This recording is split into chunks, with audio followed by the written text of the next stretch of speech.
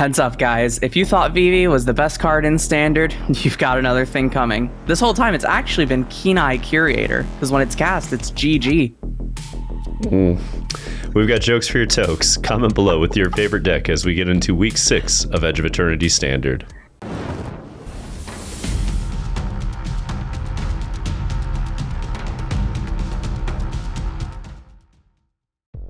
All right, welcome back, Rebels. This week we cover 13 major tournaments spanning 104 top 8 slots, and we've got some big news. Red is on the rise. For weeks, we have watched this archetype slowly creep upward in percentage, starting with a 2.1% meta share in Week 1. This week not only kept Red on top, it massively increased its meta share percentage, going from 12.5% in Week 5 up to 27.9% in Week 6, more than doubling its overall meta share and taking that portion directly out of Cauldron's thanks to 29 top 8s and 4 trophies. I'm not saying we all have PTSD, but it's been nearly an entire year of Red at the top in some form, so WotC, perhaps think it through the next time you want to power creep aggro over everything else. Cauldron finally hit some hard times, dropping from 48.1% meta share down to 27.9% this week, as it sported 28 top 8s and 3 trophies. It's hard to stay at the top in this game, and Cauldron proves this point, as it's lasted more than half the season before finally succumbing to a natural predator in the format. Welcome to Rock, Paper, Cauldron as we move one step closer to closing out Edge of Eternities Standard. Yes, indeed. Now, good old reliable Dimir maintained its meta share with a minor increase, going from 16.4% in Week 5 to 17.3% this week, as it brought home 4 trophies and 18 top 8s. Expect builds to be heavily teched for red-based aggro and Cauldron, with a sideboard plan to shift against the mirror and control. Coming in at a distant 4th place is Azorius Control with 4 top 8s and a single trophy. Once more, it retains its meta share of 3.9% despite being in the top 4, reminding everyone just how large the gap is between the top 3 decks and the rest. Long live Red Dimir Cauldron meta until we find a path through. Kicking off Tier 2 is a blast from the past with Orzhov Pixies. It makes sense that good old reliable kill-everything control is returning with the rise of Red and the decline of other control lists. It's a hard-hedged gamble to take to a tournament, but if you've got the right meta, this deck will almost autopilot you straight through to the finish line. 6th place goes to Mono Green Aggro, emerging from Oblivion for the first time since Week 1 and capturing an impressive 4 top 8s, which is good for a 3.9% meta share this week. Temur Battlecrier is back, baby, posting 3 top 8s, which was good for a 2.9% meta share this week. While I can't pretend to understand how this is consistently taking down Mono Red and Cauldron, I am here for the return of combo onto the tier list, fam. And rounding out our tier list is Jeskai Control with a single top 8, but also the final trophy, proving that 1% can still take out the other 99% if it positions properly and it makes sure it's good for the local meta. Over in Brewer's Corner, I'll be taking a look at the latest Kona combo in my own personal brew called Bant Birds. I'll be highlighting 2 flavors of Azorius this week, starting with Azorius Artifacts and ending with the latest cookie update. Now let's warp on over to our archetype breakdown, starting with Mono Red Aggro. Hola Chico won a 50-player MTGO challenge last Sunday with Mono Red, signifying the rise of Red as Cauldron's natural predator. That top 8 included 7 Mono Red decks and a single Orzhov Pixie player, in case you're wondering just how fast this meta is evolving. So let's take a look here. First and foremost, all of you running Sunspine links in the main, and we talked about this last week, Ogier, Axonil, Deepest Might, actually the better call for the main board. It lines up really well when you're running pings in the form of Higher Claw, Viper, and Needlehead here, turning all of those into 4 points of damage every time and making that Burst Lightning at the end also hit heavy even though you only paid 1 mana. I mean, like, Sunspine Link's also great card, gang, but put it in the sideboard. You don't want it against Cauldron. You don't really want it against Dimir. You want it for control, and you want it for greedy mana bases that are 3 or 4 colors, right? Here, I'm going to disagree with this mana base slightly. That Soulstone Sanctuary means you only have 21 sources of untapped red on turn 2, and that's not good enough for the Karsten mana base to cast Razorkin Needlehead. So put the 17th Mountain in or another Spire Bluff Canal, but get rid of the Soulstone Sanctuary. So, Rictus, we keep seeing this, some number of copies of Tursa in mono red decks over the course of the years since Dragonstorm came out. But how good is Tursa in red? She never seems to stay for long in the lists. I mean, Tersa is a really good 3-drop filler if you're not sure where you need to go and you need something that's strong on curve and fulfills a baseline role of, all right, this is going to deal damage quickly and there's some advantage as the game goes on. It's a lot better into a control meta where you need the haste more and more. It's a little bit worse in a meta that has a ton of abrades, but we are seeing numbers shift around as Cauldron starts pushing more and more into Torch the Tower, which weirdly benefits Tersa when they go lower to handle those other threats, because all of a sudden Tersa is the 3 toughness that they have to sack the Cauldron or the Prof to get. So I think it's okay, but to me it's really more of a filler in a list like this where we needed a role player for game 1 and it's going to get boarded out a lot. Oh yeah, that makes sense. Personally, I've never been a fan of Tersa in red, but I mean, it is a good card. Yeah, there is that. And with that, let's look at the King Cauldron deck a little bit. This is the deck you want Tersas in most of the time in this meta.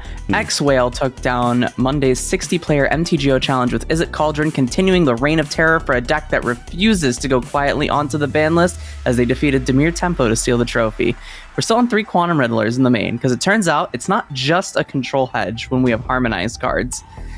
We're also seeing less of attack towards the Cauldron Mirror. 1 Pierce, 1 Abrade, no annuls in the main. This is because the rise of red means so much more than the Cauldron Mirror ever could have. And because of red, we all thought that we'd be going for Torch the Tower in the main, but we were wrong. It's actually for Flood Moss seems to be the anti-red tech of choice. And it kind of makes sense because one of the biggest problems for red for this deck is dealing with the Screaming Nemesis. And if you look over at the sideboard, I mean, this is how much control has fallen, right? You look over to the sideboard, there's not even a single copy of Ral Crackling Wit. Jesus. You're not wrong, Athena. You're not wrong. Now, I look at this list. You've got 4 into the Floodmaw in the main. Is this the right number, in your opinion? Yeah, I would say so. I mean, I do really like the Floodmaw tech. I think it does a lot for the red matchup, and it's also a lot more versatile than Torch is, where it can be used in... It's pretty much good in every matchup that isn't Dimir Tempo. Gotcha.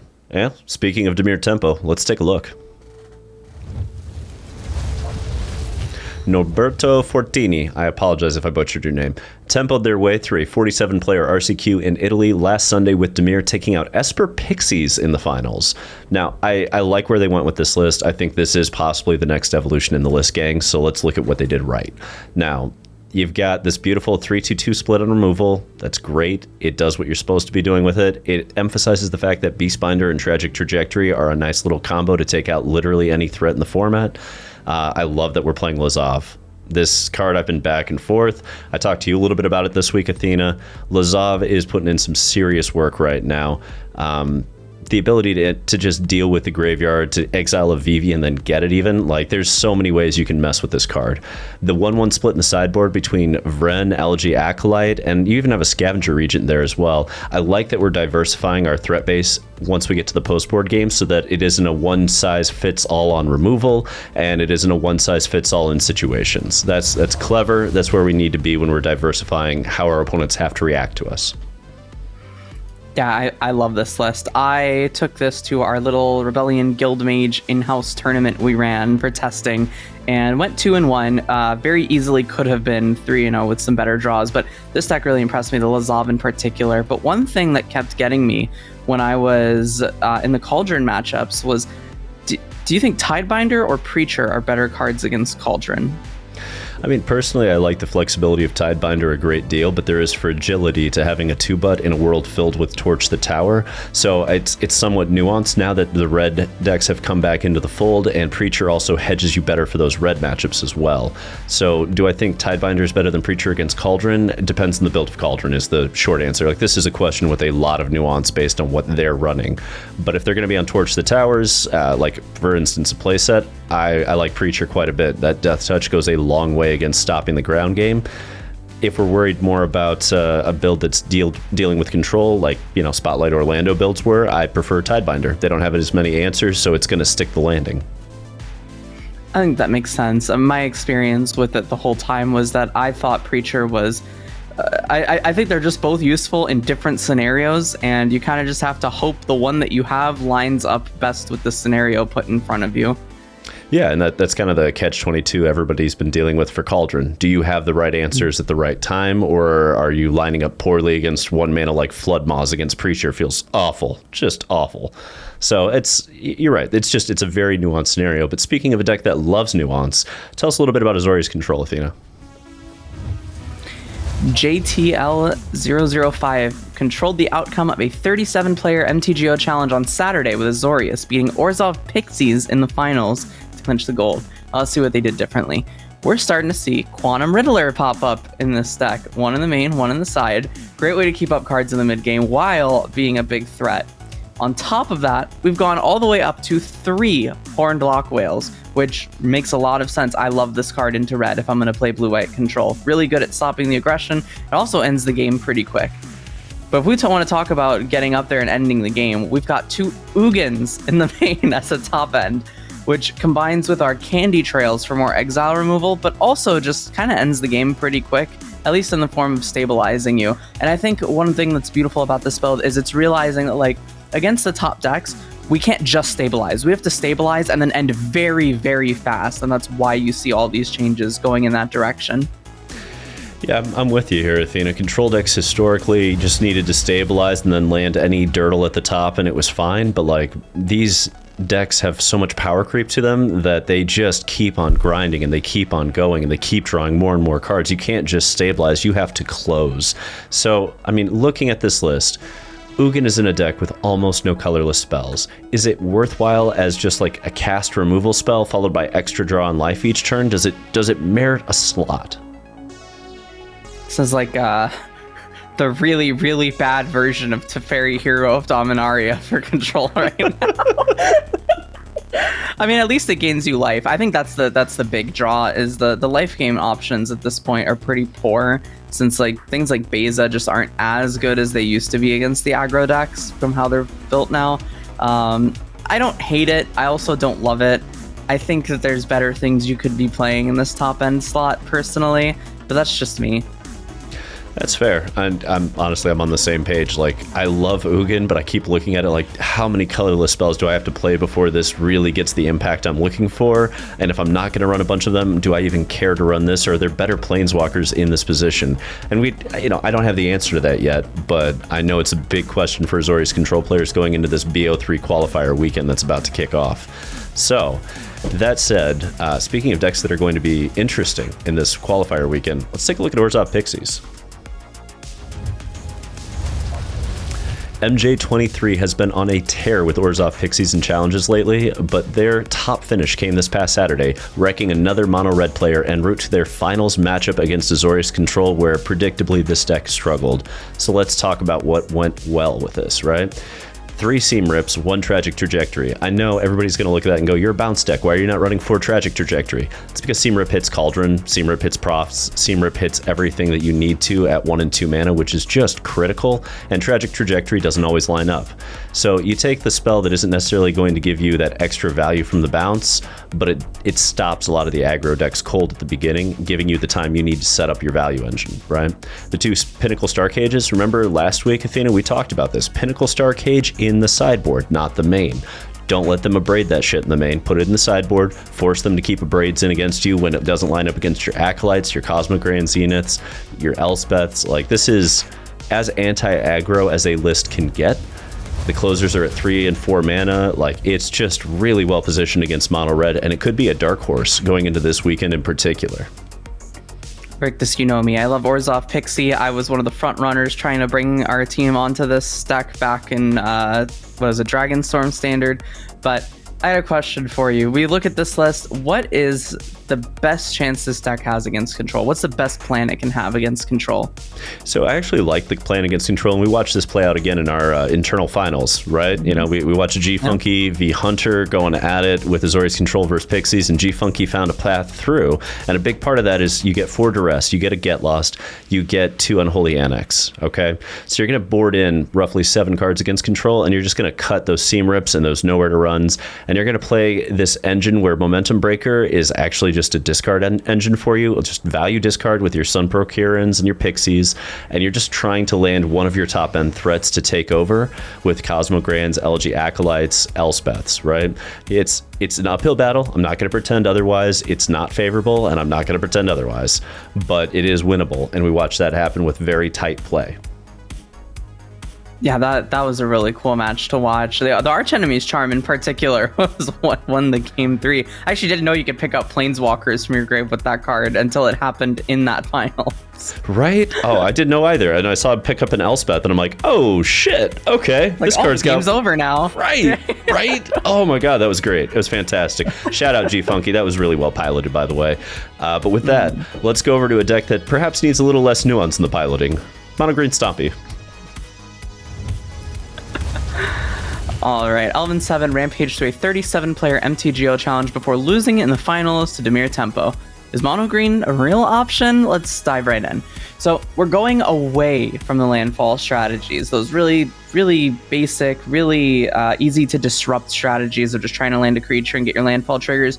That doesn't work. We got too much cheap removal. Red's the biggest deck in the format right now. Can't play that. So we've gone back to the good old clean, mean green machine. We got cards like Frenzied Baloth and Keen-Eye Curators because they've got really high stats, and then you get to double those stats with things like Hembiotic Might or a Roboroid that scale very, very quickly. And we're seeing the pump spells come in to aid with that. 3 Giant Growths in the main, and 2 Tifa's Limit Break. Great for the random one-shot if the opponent isn't expecting it, and combos so well with so many cards in this list that can just suddenly gain your board a lot of power.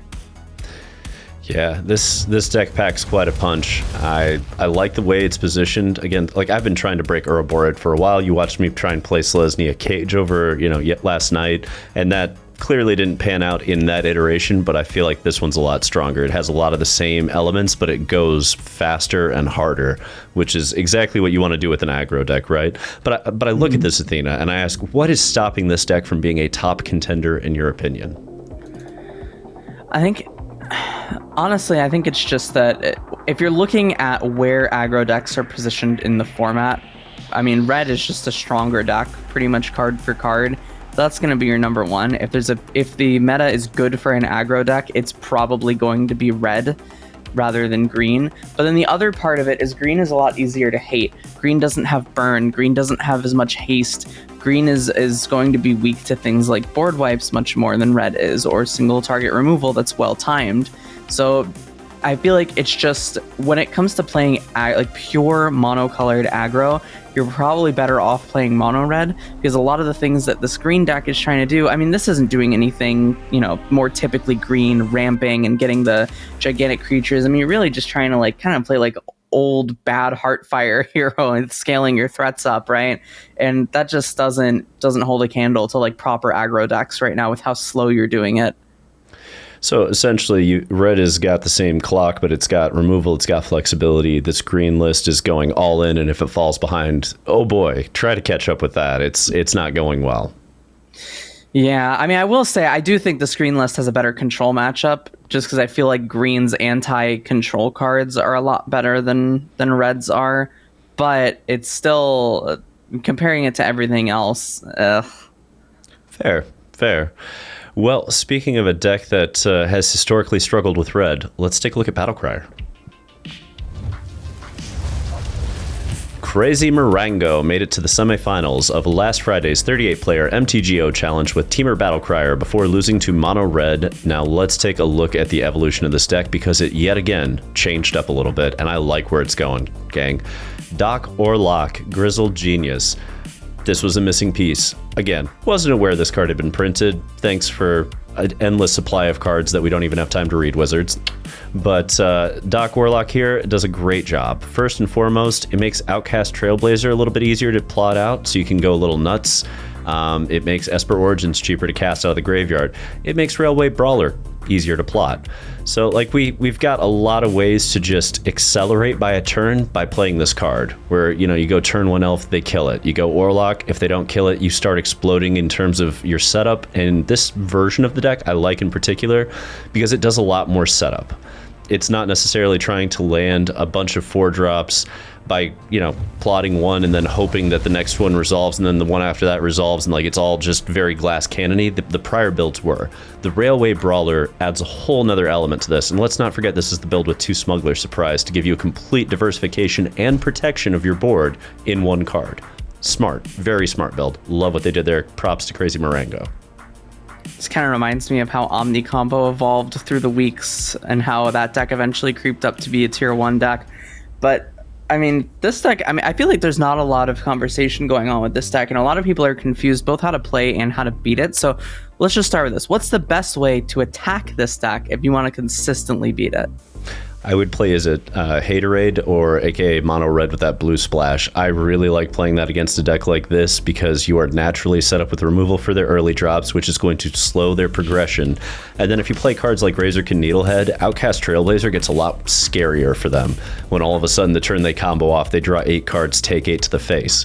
So that's where I go with it, is I go under them. I don't try to go around, I don't try to go over, because I've tried to play control through a deck like this before, and sometimes they'll just sit there and plot 7 cards and wait for the exact turn to go off, where you have 2 counters, they have 7 cards to resolve. You're not going to be able to stop the tide, so to speak.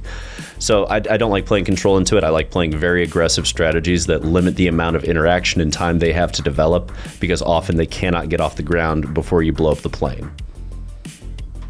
Yeah, I think that makes sense. These types of decks that can take any amount of time in the world to set up are usually really good into control. Exactly. But speaking of control, let's take a look at that with Jeskai. Right. Christian Brendel won a 25-player RCQ in Oregon this past week with Jeskai Control, beating down Simic Aggro in the finals. So let's look 3 steps ahead. Shiko is back. Without Cauldron at number 1, we can cast 8 stock-ups in a control deck once more. It's good to have the Shiko back, because with it back, you get other tech you get to play with. Split Up is back. That's a card I didn't think I'd seen in a long time, but great 3-mana board wipe to play off of Shiko's Enter ability. It's also just a really good card against red. We're seeing on the opposite end of the spectrum, right, going away from the interaction towards the finishers, we're seeing revelation numbers go down. Every week we see one of these Jeskai or Jeskai Black decks, number of revelations gets cut. We saw 3 and then 2, now 1. People are learning that 7 is too much if it doesn't just win on the spot. The bright side about getting this extra 3rd color, though, is you get a very diverse sideboard. I mean, look at all the 1-ofs here, right? Look at the different diversity of things you can do between the Chandra or the Fire Magic, etc. So, Athena, we look at Jeskai Control. It's been around on the tier list, always at the end of it. What is it that is the Achilles heel of this archetype right now, in your opinion? I think there's a couple issues. One, as we saw with Esper Pixie, 3-color mana bases aren't going to be consistent. I mean, just pure example, most of these lists that I've seen are on like 15 blue sources, but running 3 steps ahead, right? And that's just a concession because 3 steps is the best 3-mana counter in the format, but you have to kind of pick and choose your battles with your mana base when you get to 3 colors. The other issue is that I think it's the same issues that blue-white kind of has in the format, but kind of made more extreme, because a lot of these decks are hitting you from multiple different angles at the same time. And so even if you have answers to 2 out of 3 of the angles, if they draw the 3rd angle that you don't have the answers for, you're kind of just SOL. So it's both an issue of positioning and the poor mana base that makes me, if I was going to play control, I'd just play blue-white, but even that is still like, eh. I mean, that's fair, and that poor mana base only gets amplified by the fact that Sunspine Lynx is a 4 of and all these red sideboards just going, all right, try me then. Play 12 non-basics, it's not going to go well for you, so I'm with you. But with that, we round out our tier list, and we are on to my favorite segment every week, Brewer's Corner. Let's kick things off. Bant Birds. All right, gang, straight up, I've been working with this list for a week or so, just really trying to hone in on what is working, what isn't working. This is close. This is close. I was able to knock out most of the platinum tiers with this. it's okay. It's missing a good 2-drop. That's really where we're at. Like, Goose Mother's fantastic, much better than I thought it would be. Welcome back, by the way. I haven't seen this in about a year. But you're missing a 2-drop that really sets this off, and it has to be a bird. Like, that's the problem with this list, is you have design constraints. You gotta play birds, and you can only play white non-creature spells, because that's the only thing that this mana base can support. Like, if you were to go into blue, you get 4, 5, 6 horses. That's it. That's not enough to play any non-bird based blue card. So you see that issue. But what I will say is that Choco Seeker of Paradise is a cracked card if it gets going. This has just been absolutely nuts in how hard this goes, especially if you get the chocobos under it before you get going, because those landfall triggers, you can get multiple if you're attacking with a bunch of birds, and I've had many games where I attack with 3 birds, dump 3 lands into play, 3 landfall triggers would hit, traveling chocobos in play, doubles it, 6 landfall triggers, game on the spot. So it does a really good job of ramping up quickly what it can do if they don't answer those threats right as they hit. I've seen a lot of versions of this deck, both on ladder and in different like challenge 5.0s or league 5.0s and things of that sort. And I think the thing that this deck kind of lives or dies by is your top end payoffs. I feel like the payoffs for the birds are ridiculously good, but then you're playing a bunch of cards that are like kind of in order to get those payoffs. Yeah, and that's exactly what I mean when I say it needs a better 2-drop, because we need better role players in this deck to make that payoff actually function the way it's supposed to. And that's kind of what it's lacking. And I know Spider-Man doesn't have it. We already looked at the spoiler. I was praying for a decent bird. I'm like, there's all these spiders. One bird, just one. Nope, not a damn one. So it goes, folks. We'll see. We've still got another set before the end of the year, and this deck is something to keep on your watch list, because all we need is a couple of decent things to be printed for it to get elevated and possibly break into that tier list. That said, Athena, I believe you have a brew in the form of Azorius Artifacts. Mm-hmm. Yeah, so this took top 8 at a 2-slot RCQ in Oregon by Casey Jacklin with this list, and a top 4 the day before in Oregon at a 25-player RCQ, back-to-back. So, good old Repurposing Bay Simulacrum Synthesizer. Everyone loves this combo, right? You get your synthesizer down, and you just start pumping out these giant construct totems turn after turn. So, the big upgrade that this deck got was the Hard Light Containment. I believe this is a new card from Edge of Eternities.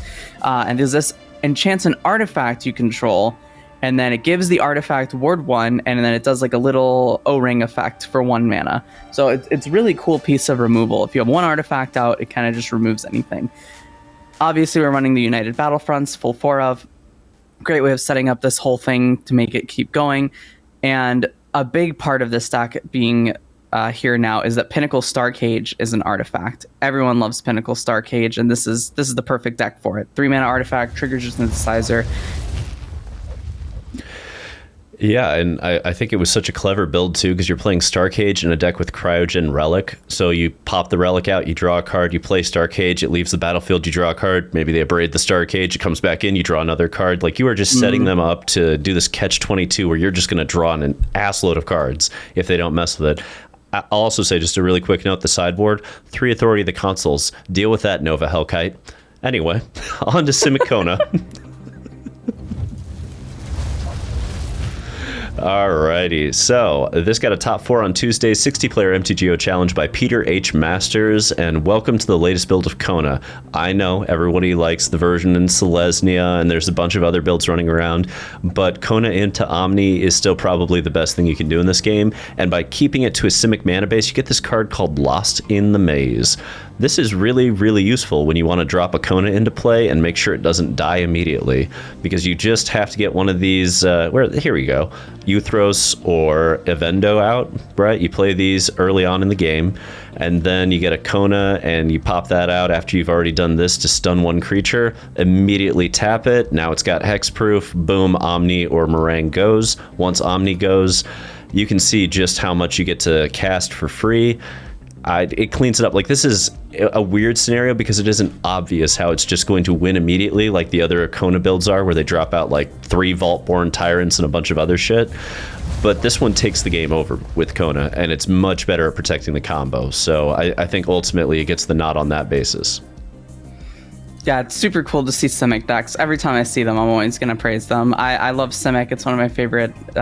It's one of my favorite colors in this game, and I think that going the more combo-y route like this with like the Omniscient stack rather than just dropping a Vaultborn and hoping for the best is probably best. And we talked about this when we talked about playing Omniscience versus Oculus a lot of the time, right? Would you rather land an Oculus on turn 4, or would you rather land an Omniscience on turn 4? Yeah, no, you're not wrong. Like, at the end of the day, what's bigger than a dinosaur? God mode. God mode is bigger than a dinosaur. It is what it is. And you know what? That just brings us into the very last list on the brew that also is seeking to go a little bit farther. Azorius Aggro, aka Cookies. Brandon Garro took top 4 at a 47-player RCQ in Italy this week with the stack, and I mean, this deck's pretty interesting. We're seeing it's a traditional Cookies build for the most part. You're seeing a couple like interesting things, right? Halia, Guided by Light, is your way to draw cards consistently in the stack, especially with all the 1-drops you have. That'll just keep getting you things, and it pairs really, really well with Novice Inspector, because that'll get 2 of your triggers at the same time. The other cool thing that I've seen in here is the Cryogen Relics, because I don't normally see these like pure card draw spells sort of in the Cookies decks, but these are pretty interesting because they can also act as tempo pieces at the right time, right? Because you can hit them, you can tap things down that are attacking, kind of play the tempo game. Other than that, it's a pretty simple build. I mean, the Starfield Shepherd, that gives you a lot of access to your 1-drops, especially running the Nurturing Pixie to be able to kind of loop a couple of these effects over and over. And the Pixies look really good, in particular with the Cryogen Relic. So it's a nice piece of like synergy package that all goes together. It's kind of combining like Azorius Cookies with Azorius Pixies. It's pretty neat. Yeah, that's a spicy list, Athena. That really is. I'm curious to see what happens with it, because I do think there's a lot of underexplored archetypes right now. Like, the fact that we have a new set every 8 weeks does lead into this issue where like you get a little bit of meta churn for the first 5 weeks as everybody adjusts to tier 1, but the deeper archetypes aren't necessarily discovered before there's new toys to play with and the puzzle shifts again. So that's kind of what makes these fascinating. As we get into the later weeks of the meta, you get to see some of these concepts that finally have had enough time to develop and cook, right? But that's going to bring us... if only we had 4 more weeks of this set before the next one came out, man, that would be sick to see how the meta evolves. Right. Oh well, Spider-Man's coming. That brings us to our final segment, Ahead of the Curve. Now, Athena, we looked at 12 archetypes in our recap. What would you play at the BO3 qualifier play-ins? They're happening right now as this episode is airing. It's week 7, Edge of Eternity Standard. What are you playing? I'm going to be playing Dimir Tempo. This little tournament we ran made me fall in love with the stack. I kind of panicked and grabbed a deck as fast as I could, saw this one, loved it. So I just tuned it a little bit after playing with it, and this is where I've ended up with it. I really like Lazav. I think Lazav's a 2 of. I've considered going up to 3 in this stack. There were a lot of times where this card comes down and it forces the Cauldron player to torch and sacrifice one of their key permanents in order to keep it off the board. If they don't keep it off the board, it just keeps exiling another card every single turn. And it gives you clues while you're doing it. So you can also play against their grindy game plan. Perfect card against them. So another big thing that I've really liked is Elegy Acolyte out of the sideboard.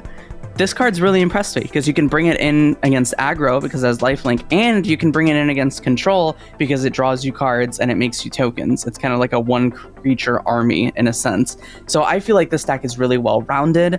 I've like I've said, I've only made a couple of changes to that list we posted earlier up above, and yeah, this deck's really impressed me.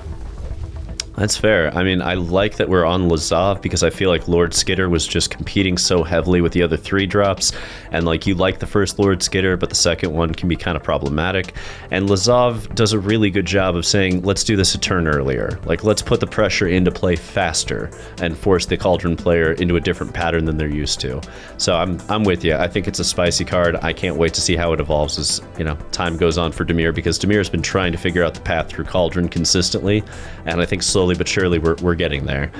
But in the fashion of what you've been doing, I'm also just going to go with tried and true here. Here's my take on Izzet Hatorade. Alrighty, folks. So, slightly different build than what you saw earlier. This is kind of just run through everybody for me for quite a while now. So I just want to talk briefly because none of this is really that new. You've looked at this list for a couple of weeks now. This weekend, BO3 qualifier. It's going to feature Red, it's going to feature Cauldron, it's going to feature Dimir. Those are your top 3 competitors, and you need to have a plan for each of these. Now, you could do a gamble deck. I think Orzhov Pixies is a gamble because you're going to beat aggro, but you're going to get roundhouse kicked by control players, and it's going to coin flip with Dimir at best. Azorius Control, you can beat the big 3, but only if they don't tech for you. Kona combo, it can be tricky to see if you can actually pull that one off.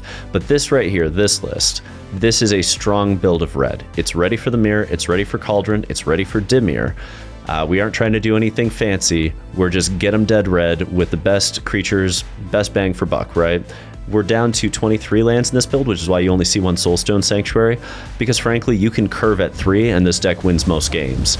Sometimes you're going to go up to 4 or 5, but you want that to be more of the flood than the norm, because on average, Ogre, Novas, you don't need to be casting them against Cauldron. Like, Nova's actively not what you want to see against Cauldron. So I'm not as concerned with having it cast twice, it's more so a finisher at 3 mana there, and that's why we went down a land.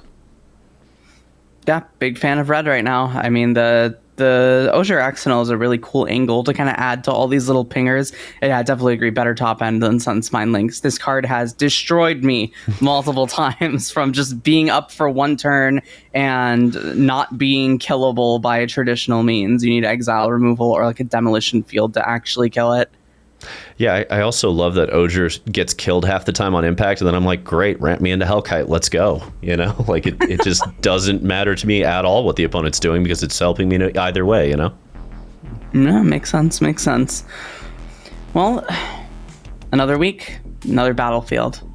Stick with us and we'll keep you ahead of the curve with our 6th week of Edge of Eternities in the books. Last but not least, please like, share, and comment on this video to show support for your community. We appreciate having all of you here, and we'll see you next week. And until next time, untap, upkeep, resist.